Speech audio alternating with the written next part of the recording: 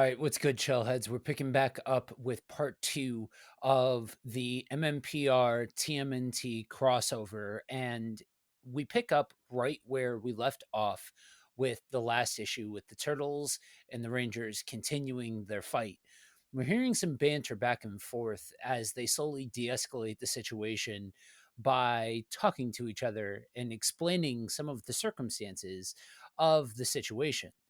The Turtles managed to explain who the Foot Clan is and that they robbed the lab with Tommy for some reason, and note that they know who the Power Rangers are from television and the Ranger station, which is actually funny because they make mention of the time when Tommy was evil from the series and asking if it's still the case, kind of poking fun at the fact that they're a TV show. Donnie admits that he watches the webcast because the big guy is funny. After some more back and forth, Leo and Jason order their teams to stand down until they can get everything sorted out. Raph, on the other hand, wants to keep going, threatening to hurt Tommy once he finds him. But Donnie tries to calm him down and jokes that this is how his brother makes friends. The Turtles hear Chopper and tell the Rangers to follow them before they all get seen and end up on the news.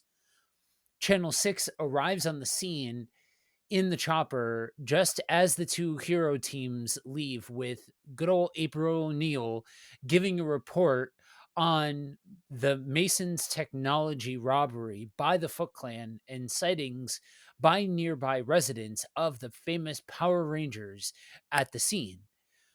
At the end of the broadcast, Vernon notes April didn't mention anything about her turtle buddies. April simply tells him that there's no proof of them being there, so there's nothing to report. Vernon responds that she can't protect them forever, and one day people will expose them for what they really are. Still, in his mentality, that the turtles are criminals. April just walks away, mumbles she hopes people will see her friends for what they really are someday. Meanwhile, Karai brings Tommy to the Technodrome to meet with Shredder and give him the device he stole, which pleases his master, which offers to make him a higher ranking foot ninja as a reward for his efforts and declares that Tommy's life belongs to him now. Not gonna lie, guys, totally surreal to see all of these different pieces and all of these different characters all together in the same place. Phenomenal.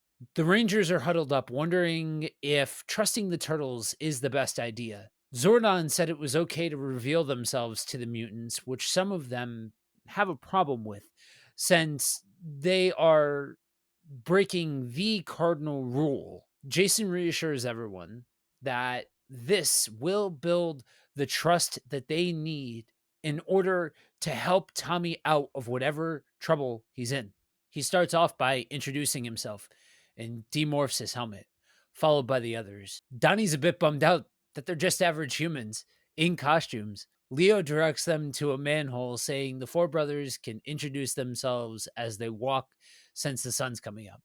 The Rangers are guided to the turtles' lair, which leads to some awkward conversation and April calling the turtles out for almost being spotted on live TV and starting a fight with the Power Rangers.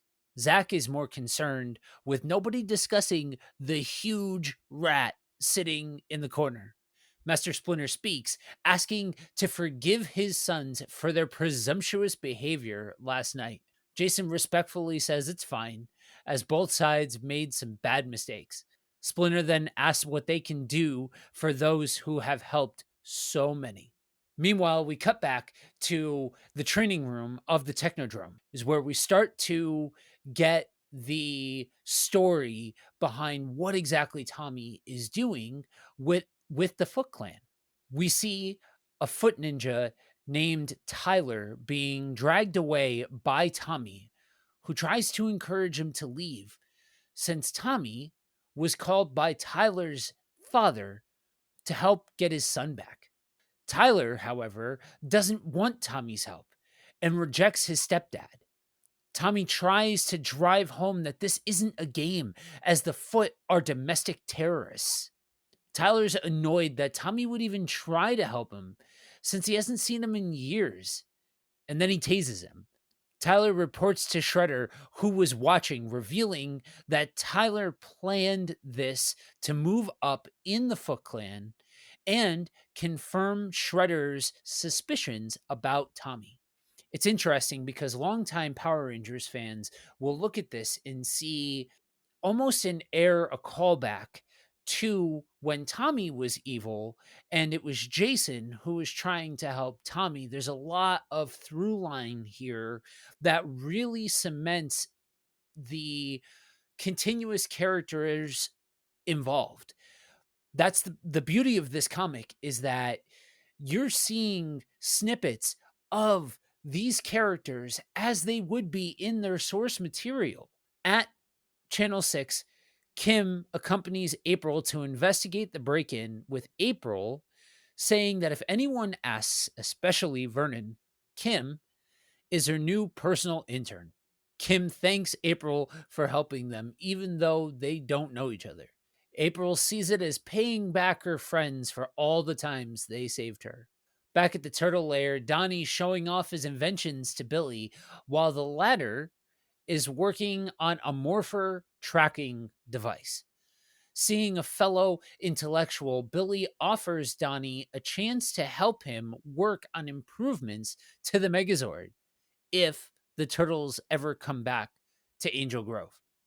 We then cut to Jason, Zach, Trini, Leo, Mikey, and Raph attacking a training center for the Foot.